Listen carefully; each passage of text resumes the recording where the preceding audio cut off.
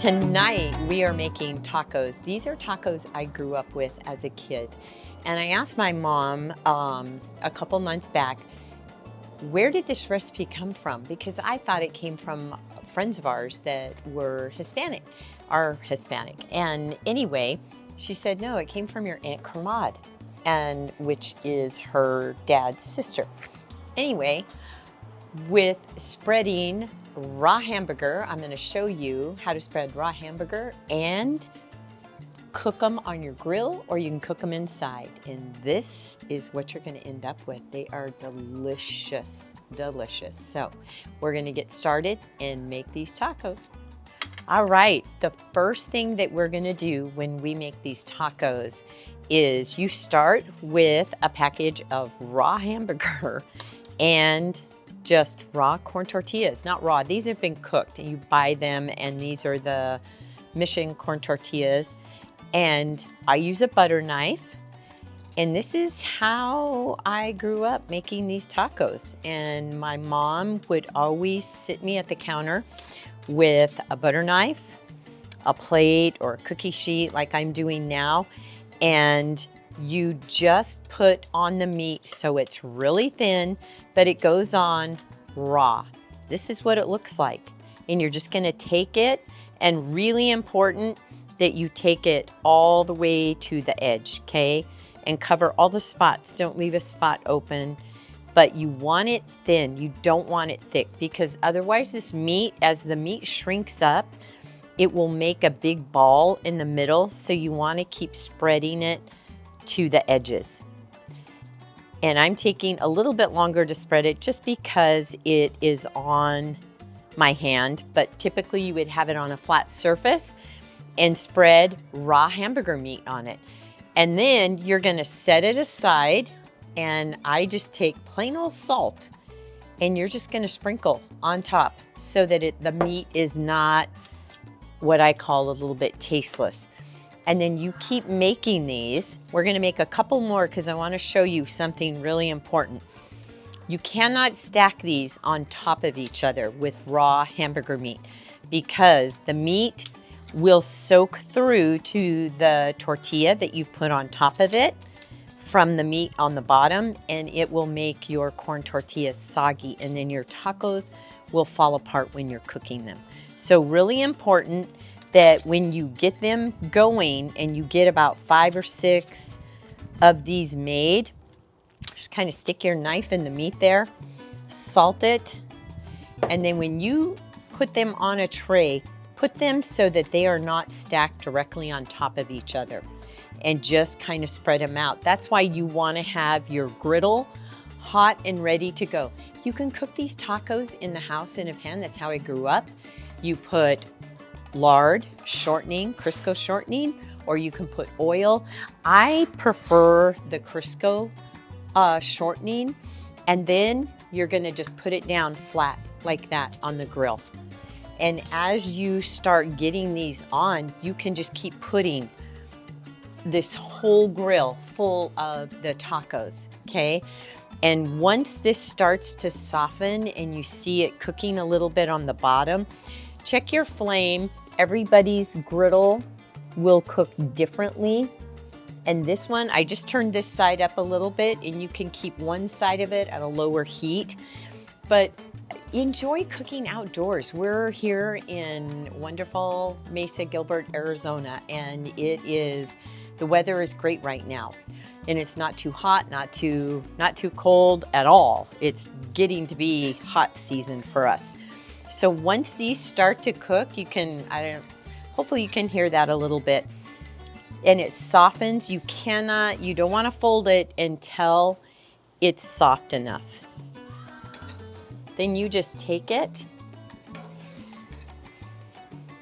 and fold it over and let it start cooking. And as this cooks, your meat will cook in the middle of the taco and be perfect. It'll be done. As soon as the meat is cooked and not raw, then you're gonna take your taco off, and we'll be back and I'll show you what we're gonna do with it.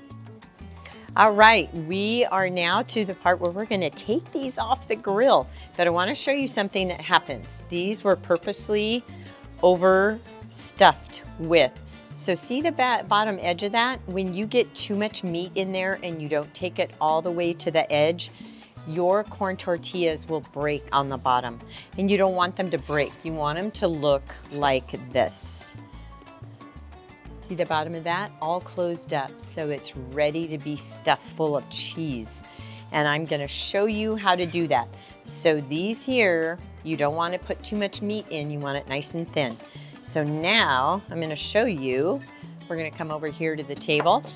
And those of you that haven't seen these are the coolest taco holders, okay? So take your taco, put a couple of them in. So the way that I grew up eating these tacos, and it's so cool that you can just spread raw hamburger meat, salt them, cook them. You can grill them, you can cook them inside, whichever you prefer. All right, we just got our tacos off our grill and I put them in our little cute taco holder. So the way I grew up, cooking them, I showed you how we cook them with the raw hamburger meat, pull them off, and then we would open them up when we got them on our plate. And these are Rosarita refried beans, okay?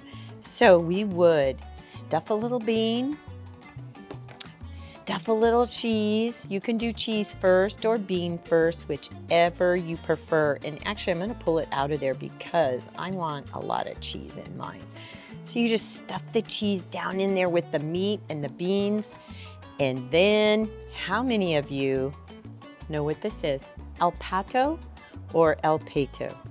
When I grew up, we called it el pato. And I know so many people that call it el pato. So maybe somebody can comment to me and tell me what it is called. I'm gonna guess it's probably el pato, but I'm not sure. Anyway, this is what we ate on our tacos. And I loved it as a kid. So we would put a spoon of that drizzled in there, and you can stuff it down, put as much as you want. I always had to have some onion, and you can use sweet onion if you don't want it super strong, or you can use a white or a yellow, whatever your taste buds are. And then you can put shredded lettuce, but it has to be iceberg because it has to be crispy, crunchy, okay? Because that's how a taco, to me, has a crispy, crunchy lettuce, not soggy lettuce. You can also chop up some cilantro, onion, tomato, make a little pico to go on top. Look at that taco. It is amazing.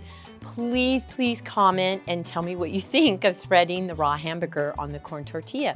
Literally, I can whip out dozens of these, and my boys love them, my family loves them, friends love them. We have taco night. I hope you try them. Try them for Cinco de Mayo. It's coming up. Or just make them on a Friday night and just make a bunch of them. Cook them on your outdoor grill. You can get a whole bunch of them done at once. But anyway, I hope you enjoy it. I'm gonna take a bite of this, but first, before I fill my mouth full of a taco, I want to thank you for coming to visit us on our YouTube channel. I hope you subscribe. Please comment. We love to hear the feedback and let us know what you think. Make the tacos and let me know what you think of making them this way. And please tell me, how do we say this? El pato or el pato? All right? And always know that every day is not going to be a good day, but there is good in every day. Go find the good and grab someone and share tacos with them, please.